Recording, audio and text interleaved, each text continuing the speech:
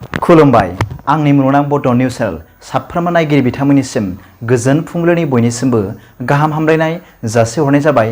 आसा खालामो नोंथांमोनहा गासै मोजाङै दं। बे समाव आं नोंथांमोननि सिगाङाव फुंबिलिनि मोननैसो खौरां लाना फैलायबाय। अन्नानै भिडिअखौ स्किप खालामाजासे जोबजासिम नायलांदो। दिनैनि फुंबिलिनि मोननैसो खौरांफोरा जाबाय। गिबि रादाबाव दं बिटिआरनि इएम अरुण कुमार दिया RNB सिभिल हस्पिटालनि डक्टरखौ ट्रेन्सफार खालामदों। मख'नो गोनांदि क'क्राझार RNB सिभिल हस्पिटालनि डक्टर आर आलामिनखौ गोहैलु डिउटि मावनायनि थाखाय क'क्राझार RNB सिभिल हस्पिटालनिफ्राय ट्रेन्सफार खालामनाय जायो होनना बुंथियो बिटिआरनि सावस्रि बिफाननि मावफुं सोद्रोमा अरुण कुमार दे बिथाङा। मख'नो गोनांबावदि थांनाय बावैसो सान सिगां बड'लेण्ड मुलुगसोलोंसालिनि फरायसा रमिय' काश' बसुमतारिया जाब्रबथायजों मोगा मोगि जानायनि उनाव फाहामथायनि थाखाय RNB सिभिल देहा फाहामसालियाव फाहामथायनि थाखाय थिसननाय समावनो आलामिना डिउटियाव दंमोन होनना सावस्रि बिफाननि मावफुं सोद्रोमा अरुण कुमार दे बिथाङा खौरांगिरिफोरनि सिगाङाव फोरमायो।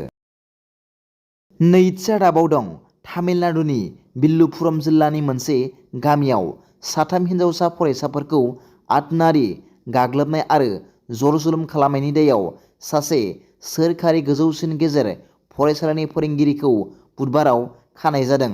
पुलिसआ बुंदोंमोन दि 38 बोसोर बैसोनि तामिल फोरोंगिरि महेश्वरनआ विल्लुपुरम सोहोरनि गंसे फरायसालियाव साथाम हिनजावसा फरायसाफोरखौ बिबुंथि बादायलायनायनि थाखाय लांदोंमोन।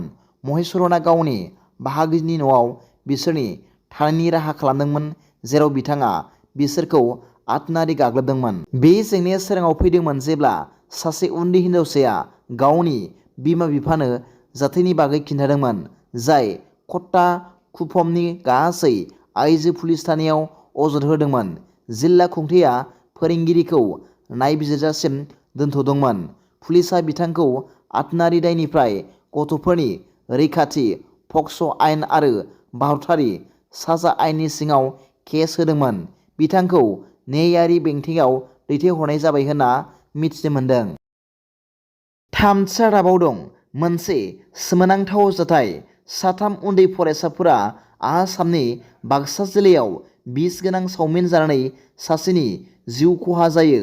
सुलुंनि बादिब्ला साथाम सिख्लाफोरा 8 दिसेम्बरनि मोनाबिलियाव टिउसन सेन्टारनि ब्लेकबर्डआव साबजाथावै आयदा लिरदोंमोन आरो गावसोरनि न'आव थांदोंमोन।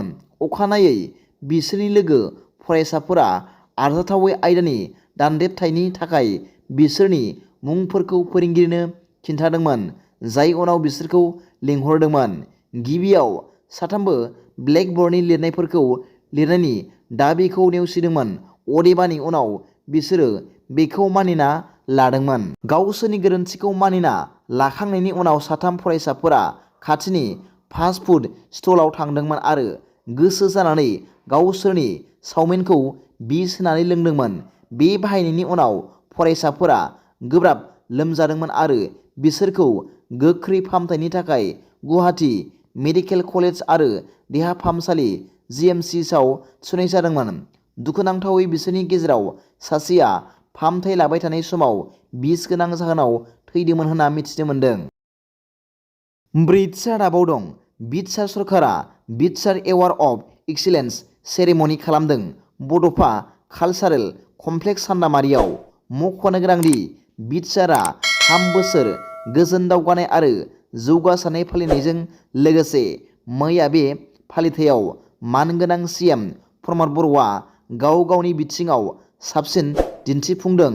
बिथांमोनखौ गनायथि होनानै मोनगिरिफोरनो बिटिआर एवार्ड अफ एक्सिलेन्स जों मान बावदों।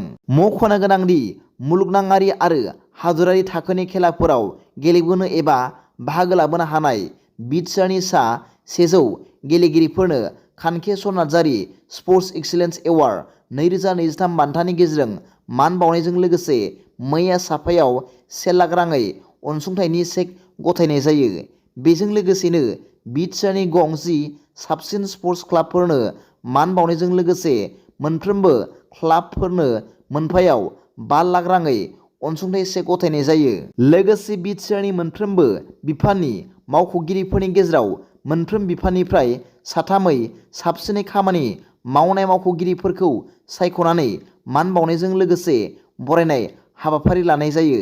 बे फालिथायाव मानगोनां एमसिएलए, बिटिआर सोरखारनि गोजौ थाखोनि मावख'गिरिफोर आरो गोबां मुंदांखा सुबुंफोरनि नुजाथिनायाव बान्थाफोरखौ गथायनाय जादोंमोन। बाक्सा दाबाव दं।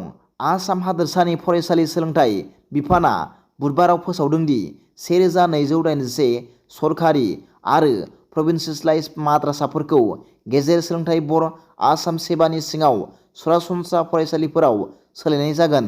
गावनि एक्स हेन्डेलनि गेजेरजों सोलोंथाइ मन्थ्रि रनज पेगुआ सोमोन्दो गोनां फसंथानफोरनि फारिलाइखौ सरासनस्रा फरायसालिफोराव सोलायनो थाखाय पस्ट खालामदों।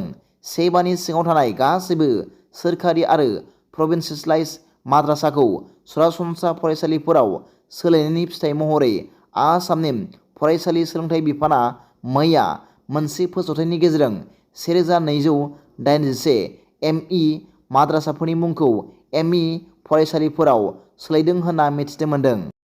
दिनैनि फुंबिलिनि मोननैसो खौरांफोरा दा बेखिनिल'मोन। भिडिअखौ मोजां मोनदोंब्ला आंनि बे मुलुगनां बड' निउस चेनेलखौ अन्नानै साबस्क्राइब खालाम आरो बेल आइकनआवबो थुनानै ला, जाहाथे आं गोदान निउस आपडेट लानानै फैब्ला नोंथांनियाव सिगांग्रो नटिफिकेसन सौहैयो। दा बेलासिनि रादाबाव नोंथांमोनखौ आंनि बे चेनेलाव गासैखौबो बरायहरनाय जाबाय। गोजोन्थों। एसेनोसै। जै बर' हारिनि जै।